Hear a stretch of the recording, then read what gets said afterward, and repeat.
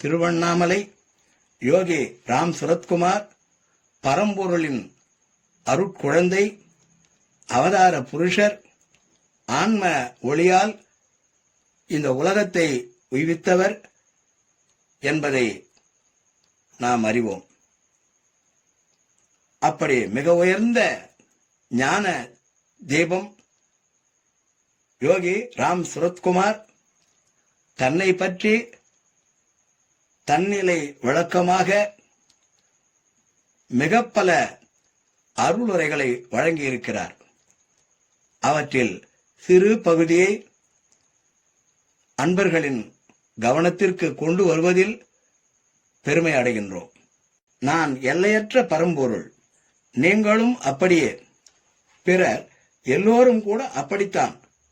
சமுத்திரக்கரையின் முன்னே நிற்கின்ற ஒருவன் அந்த சமுத்திரத்தின் ஒரு சிறு பகுதியை, மகா சமுத்திரத்தின் நுண்ணிய ஒரு சிறு பகுதியை மட்டுமே தனது கண்களால் காண முடியும். அதுபோல நீங்கள் என்னில் உள்ள ஒரு சிறு நுண்ணிய பகுதியை மட்டுமே காண முடியும். ஸ்ரீ அரவிந்தர், ரமண மகரிஷி, சுவாமி ராமதாஸ் ஆகியோருக்கு அப்பா, அதாவது பரம்பொருள், சமய போதனைகள், ஞான அறிவுரைகள் வழங்குகின்ற வேலையினை தந்தார். ஆனால் இந்த பிச்சைக்காரனுக்கு மற்றவர்கள் படுகின்ற கஷ்டங்களில் இருந்து அவர்களை மீட்டு ஆறுதல் அளிக்கும் வேலையினை மட்டுமே தந்துள்ளார்.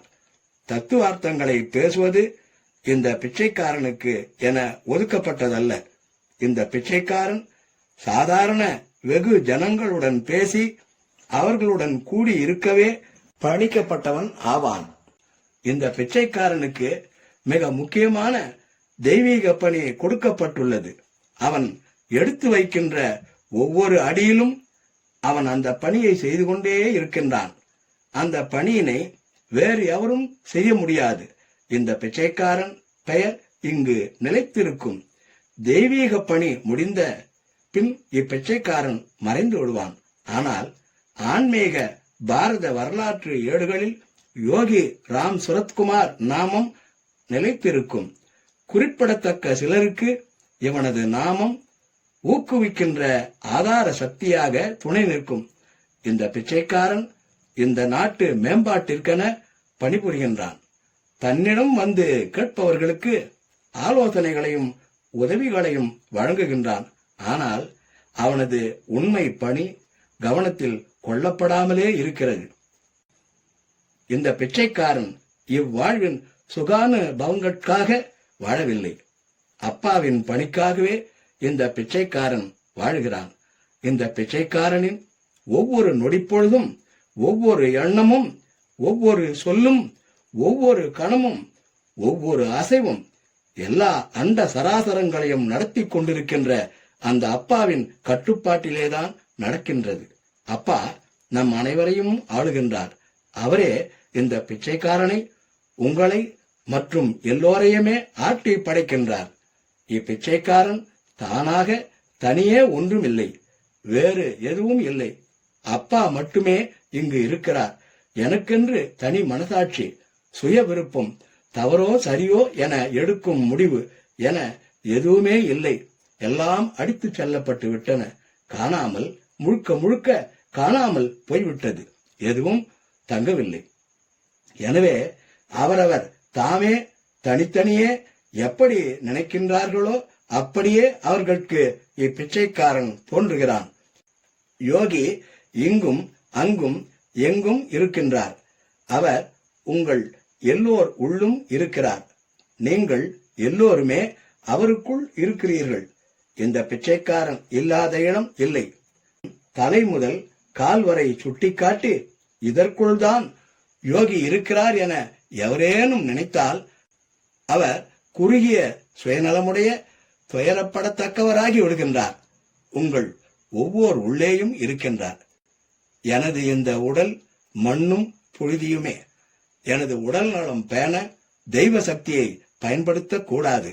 அது பக்தர்களுக்காக மட்டுமே பயன்படுத்தப்படும். அண்ட சமநிலை கருதி அப்பா இந்த பிச்சைக்காரன் அவதிப்பட விரும்புகிறார். அப்பா எதை விரும்புகிறாரோ அதுவே நடக்கும். இப்பிச்சைக்காரன் எதை செய்தாலும் அது ஆசீர்வாதமே. மக்களை சத்தம் போட்டு அதட்டினாலும் கூட அதுவும் ஒரு ஆசீர்வாதமே. அவர்கள் அதனால் நல்ல பயன்களை பெறுவார்கள். மக்கள் இந்த பிச்சைக்காரனின் முன்னால் வந்து அமரும் போது அவர்களுக்கே தெரியாமல் இருந்த போதும் கூட அப்பா அவர்களை மேன்மைப்படுத்துகிறார். யோகி எல்லா இடத்திலும் இருக்கிறார். எல்லாமே யோகிதான். இந்த உடல், பெயர் அல்லது வடிவம் என்ற சிறிய எல்லைக்குள் யாரேனும் சுருக்கிவிட்டு பின் அவர்கள் யோகி ராம் சுரத்குமார் ஜெயகுரு ராயா என்ற மந்திர நாமாவை சொல்லி பயனில்லை. எனக்கு தெரிந்ததெல்லாம் ராம் ராம் மட்டுமே. அந்த நிலை கொண்ட எனக்கு தெய்வத்தை உணர்தல், தெய்வ தரிசனம், தெய்வானுபவம் அல்லது அதை போன்றுள்ள எவையும் தேவையில்லை. ராம நாமமே எல்லாம் ஆகும். நாளின் 24 மணி நேரமும் நாம ஜபம் செய்யுங்கள். நான் எனது குருநாதர் பப்பா ராமதாஸ் உத்தரவின்படி அதனை செய்து வருகிறேன். இப்பிச்சைக்காரனுக்கு அது போதும். இப்பிச்சைக்காரன் எந்த கோவிலையும் கட்டவில்லை, எந்த நூலும் எழுதவில்லை. பிறருக்கு எடுத்துக்காட்டாக அமைய இப்பிச்சைக்காரனின் வாழ்வில் எதுவும் இல்லை. ஆனால் மனித குலத்திற்கு அவனது நாமாவை விட்டு செல்கிறான். அப்பா தனது நேச கருணையினால் மனித குலத்தின் நன்மை பயன் கருதி யோகி ராம் சுரத்குமார் என்ற நாமாவை தந்தருளியுள்ளார். இவ்விதமாக யோகி ராம் சுரத்குமார் அவர்கள் அருளி செய்திருக்கிறார்கள் என்பதை மிகுந்த பணிவுடனும் மகிழ்ச்சியுடனும் தெரிவித்துக் கொண்டு இந்த அளவிலே இந்த உரையை பூர்த்தி செய்கின்றோம். நன்றி, வணக்கம்.